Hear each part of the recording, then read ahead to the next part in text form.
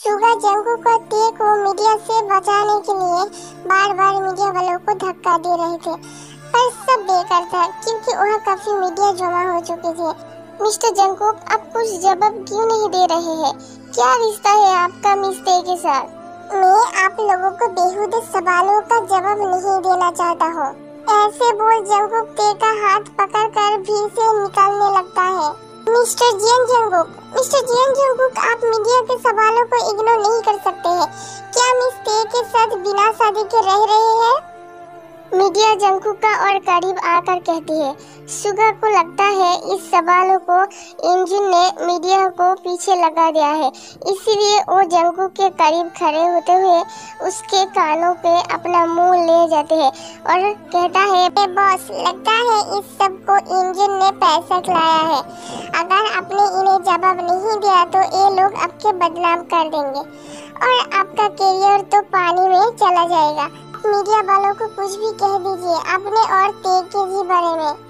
Jungkook सुगा की बात सुनकर इंजन और देखता है, जो अपने हाथों से बंदूक बनाकर जंगकुक पर चलाने का इशारा करते हुए एक तरीक मुस्कान देती है। जंगकुक के दिमाग में उसी पल एक आइडिया जन्म लेता है और जंगकुक इंजन के एक प्यारी सी पर जहरीली मुस्कान देते हुए मीडिया के एक जर्नलिस्ट में माइक लेते हुए पास में खड़े एक कार के बोनेट पर उड़ जाता है और माइक को अपने मुंह के करीब ले जाते हुए चिल्लाकर कहती है, सो गाइस, अब सबको जानना है ना कि मेरा और ते का क्या रिश्ता है और क्यों हम दोनों एक साथ रहते हैं। सब मीडिया जंगकुक की बातों को अपने अपने कैमरा में रिकॉर्ड करने लगती है और फैंस अपने फोन में। वही सुगा और ते एक दूसरे की ओर देखकर मुंह बनाते हुए जंगकुक को और देखने लगती है। तो मैं आज अनाउंस करता हूँ कि ते मेरा वाइफ है। लगभग कुछ दिन पहले हम एक फ्लाइट में मिले थे और एक दूसरे को देखकर हम अपना अपना दिल हार गए थे। फ्लाइट से उतरते ही हम मैरिज रजिस्ट्री ऑफिस में जाकर हमने शादी कर ली। किसी के मन में और कोई सवाल है? और हाँ, आप लोगों का कोई एक नहीं बनता कि आप लोग मेरी वाइफ से ऐसे लहजे में बात करेंगे, तो सारे मीडिया वालों से ऑर्डर है कि मेरी ते से माफी मांगे और ना मैं सबको कोर्ट में केस कर दूंगा। इस बयान पर सुगा और ते आंखें फाड़े जंगकुक को देखता रहता है और सारे मीडिया वालों पहले तो शॉक हो जाता है जंगकुक की बात सुनकर और फिर इंजन को देखते हुए ते से सब लोग माफी मांगते हैं। अपने अपने कैमरा के सामने खड़े होकर जंगकुक और ते की शादी के बारे में न्यूज बनाने लगती है और जंगकुक कार की बोनेट से उतरकर ते को देखते हुए अपनी एक आंख मारती है और उसके गालों पर एक किस करता हुआ सबके सामने उसका हाथ पकड़ लेता है और ते शौक होकर कार में चिल्लाते हुए कहती है, क्या बकवास था वो? कुछ नहीं, आप मीडिया के सामने तुम मेरी वाइफ हो आज से। गधे उल्लू के पट्टे, पागल हो तुम। मुझे आपने कुछ और भी तो बता सकते हो ना। बोल देते कि मैं तुम्हारी दूर की काजिन हूँ।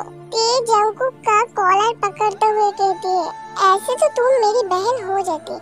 और तुम एक बात बोलो, तुम्हें देखकर कौन तुम्हें अपना बहन बनाएगा?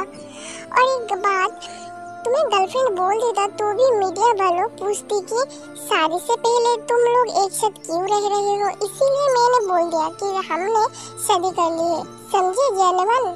जंगकुक ते को अपने करीब कहते हुए कहता है। दोनों एक दूसरे की आंखों में देखने लगती है और अपना चेहरा और करीब करने लगती है। तभी सुगा उन दोनों को कार के फोटो मिरर में देखते हुए कहता है, सच में हस्बैंड वाइफ नहीं हो आप दोनों? इसलिए कोरोना नियम का पालन करते हुए 2 गज की दूरी बनाए रखो।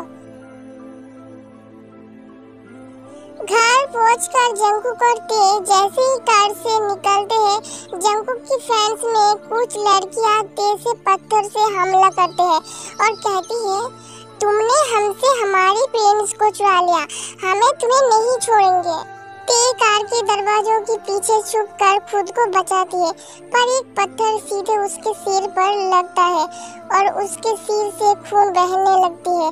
जंगकुक देखता है कि पत्थर ते के ऊपर फेंके जा रहे थे।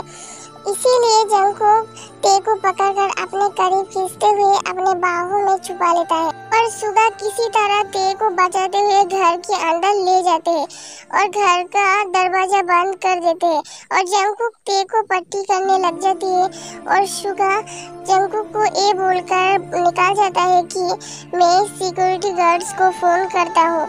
ते की पट्टी करने के बाद जंगकुक ते को पेन किलर दे देते हैं और खुद नहाने चला जाता है। ते वही सोफे पर जंगकुक की बोले गए झूठ के बारे में सोचती रहती है। इस झूठ का अंजाम पता नहीं क्या होने वाला है। वही सब सोच सोच कर ते इतनी परेशान हो जाती है कि वो किचन में जाकर जंगकुक की बियर के बोतल में ही आधा पी जाती है, जिससे नेशा के सगर में डूब जाती है और आकर सोफे के एक कोने पर अपने पैर ऊपर कर बैठे जाती है। जब जंगकुक नहा कर निकलते हैं तो वो ते को सोफे पर सिर झुकाते हुए देखती है और चलकर उसके पास पहुंच जाता है। ते तुम ऐसे क्यों बैठे हो? और ते अपना सिर उठाकर जंगकुक को और देखने लगती है। अभी सब्र लेने की वजह से जंगकुक की बाल गिले हुए थे। उसके चेहरा नहाने के बाद और भी ज्यादा दिलकश लग रहे थे। उसके पहने हुए शर्ट भी कहीं कहीं से भीगे हुआ था। ते खड़े होकर जंगकुक को सिक्स पैक अपना हाथ रखकर नशे की हालत में कहती है, मेरा हस्बैंड इतना हॉट है, मुझे तुमसे किस करना है। जंगकुक को ते के मुंह से बदबू से पता चलता है कि ते ने शराब पी है और नशे की वजह से ये सब कह रही है। जंगकुक को सोच में डुबा देखते फिर बोलता है, मैं तुम्हें किस करूं? इतना कहकर ते अपना चेहरा जंगकुक को बिल्कुल करीब करने लगती है, लेकिन जंगकुक तुरंत अपना चेहरा पीछे करता हुआ ते की होठों पर अपना हाथ रख देता है और कहता है, आज नहीं ते कल कर लेना, अभी तुम थक गई हो ना तो सो जाओ, चलो अपने कमरे में। नहीं, मैं नहीं जाऊंगी, बिल्कुल नहीं थक गई। आज तो मैं अपने हस्बैंड की शादी होंगी और किस भी करूंगी। नहीं, कोई हस्बैंड नहीं है यहाँ, इसीलिए चुपचाप अपने कमरे में चलो, समझी? ते वापस सोफे पर बैठकर रोने लगती है। अरे यार, क्या मुसीबत है, अब रोना तो बंद करो। जंगकुक अपने दो कान पर हाथ रखकर कहता है।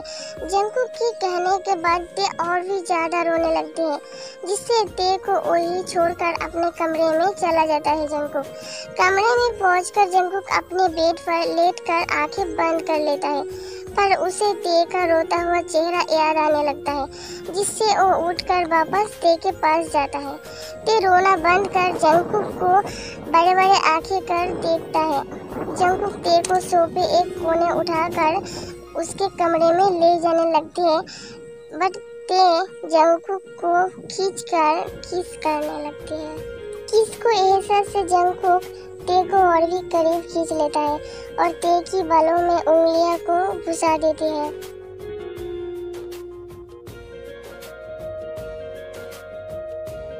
ते कुछ ही देर में अपना होश खो देता है और जंगकुक के सीने पर अपना सिर रखकर सो जाती है।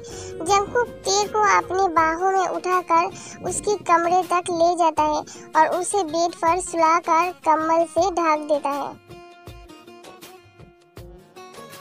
सुबह उठकर ते अपने रात की गई हरकतों पर शर्माती होती है और जंगकुक से माफी मांगने के लिए अपने सिर पर हाथ रखकर पूरे घर में जंगकुक को ढूंढती है, पर जंगकुक कहीं से ही नजर नहीं आता।